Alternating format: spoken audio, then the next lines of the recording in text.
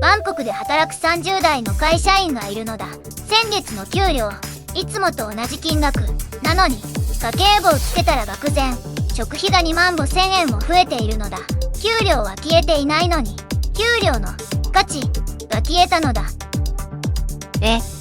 給料は同じなのに食費が2万5千円。ずんだもん、それってインフレですか？タイって今、そんなことになってるの？その通りなのだ。今、タイの経済学者たちが悲鳴を上げているのだ。インフレ警告が相次いでいるのだ。そしてその真犯人は、10日中東のホルムズ海峡にあるのだ。今日はそこまで掘り下げるのだ。まず事実から、5月21日、国際エネルギー機関 IEA の長官ファティ・ビロール氏が警告を発したのだ。7月か8月に世界の石油市場が赤信号に入る可能性があると。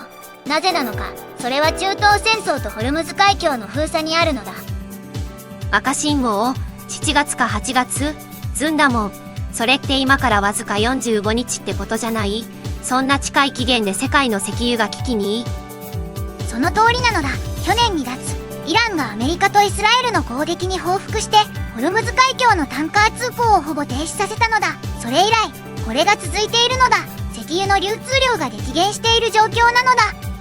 アメリカとその同盟国が備蓄石油を市場に放出し続けているのだ。 IEA の協調で4億2600万バレルが放出されたのだ。ところがここが重要なのだ。この備蓄を使っても商業在庫が非常に早く減少しているのだ。つまり猛虎がないのだ。私の理解だと、これって家計に例えると、貯金を取り崩し始めたのに、毎月の出ていくお金はどんどん増えている。ってことよね。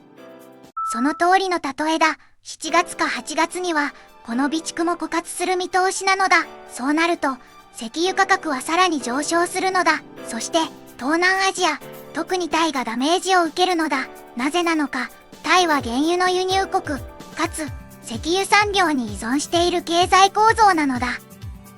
石油が高くなるとタイのインフレはどんどん加速するってことですか？食費だけじゃなくてトラック運送費も上がるから、全部の物価が上がる連鎖なのね。その通り、タイ国内ではすでに食費が8、15% 上昇しているとの報告もあるのだ。給料は上がらない。なのに食卓から肉が消える。米の価格が 1.5 倍になる。これはバンコクの中流家庭にとって致命的なのだ。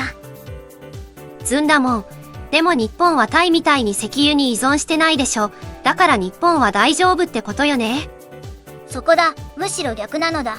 日本の方が危ないのだ。タイはすでに、この程度のインフレなら普通、という慣れがある。給料が1万円でも食費が2000円上がれば、2割吹き飛んだ、と実感する。ところが日本人は何が起きているか気づいていないのだ。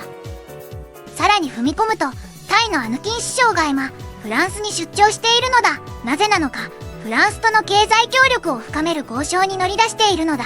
つまり、タイは、このままではダメだ、と気づいて、経済の方向転換を急いでいるのだ。私からの質問なんだけど、タイが経済危機に陥ると日本にはどう跳ね返ってくるの？タイはそこまで大きな経済じゃないでしょう。いや、そこだ。サイズの問題じゃない。というのが今の世界経済なのだ。タイの自動車産業は日本と強く結びついているのだ。タイが不況に陥れば、日本の部品メーカーも受注が減るのだ。さらに、タイのような新興国での消費の冷め込みは、日本の輸出に直接に響くのだ。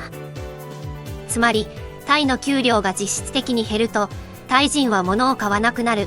そうすると日本の自動車メーカーの販売が減る。それが日本の失業とか給料カットにつながるってことですか？その通りなのだ。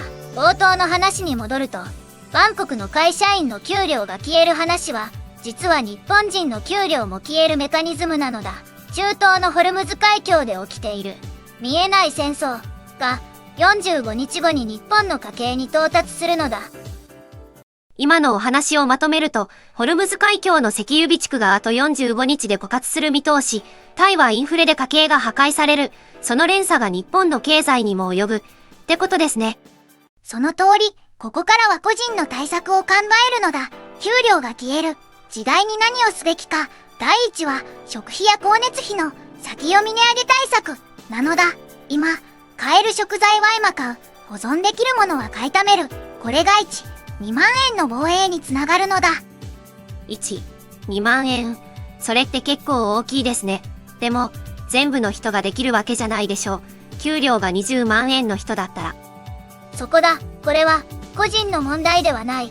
というのが僕の本当の警告なのだ。政府レベルで食料備蓄やエネルギー政策を転換する必要があるのだ。日本は戦略的に食料、エネルギー自給率を上げなければいけない時期に来ているのだ。タイの経済危機は対岸の火事ではないのだ。中東の戦争、石油備蓄の枯渇、タイのインフレ、日本の給料消失、これは一本の鎖でつながっているのだ。今、気づくのと気づかないのでは、3ヶ月後に大きな差が出るのだ。私も怖くなってきた。でも、今のお話を聞いてて、家計管理の大切さと同時に、個人では対応できない部分もある。ってわかりました。だからこそ政策を監視する必要があるのよ。明日はこのタイの話を受けて日本のエネルギー政策がどう動くのかを追うのだ。チャンネル登録と高評価で応援してほしいのだ。また明日なのだ。